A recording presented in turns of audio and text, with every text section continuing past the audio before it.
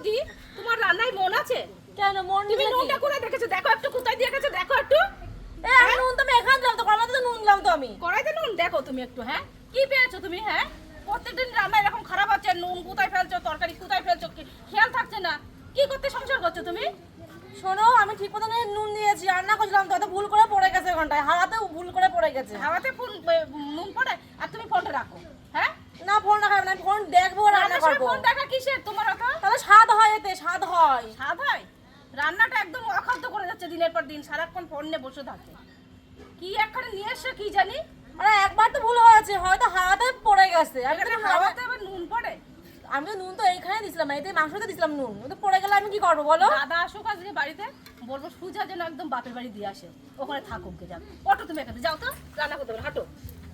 ও তোমাদের রান্না করে খাওয়াবো আর শেষে কখন শুনতে পাবে কথা আমার? যাও তো। রান্না করো না, খাও, রান্না করে খাও। দাদা আসুক বাড়িতে আজকে, বললো বাপের বাড়ি দিয়ে আসতে। রান্না করি তো এই জন্য বেশি বেশি করে বলো, হয়তো ভুল করে পড়ে গেছে। ফোন আর ফোন একটা কিনে দিয়েও ভুল করেছে।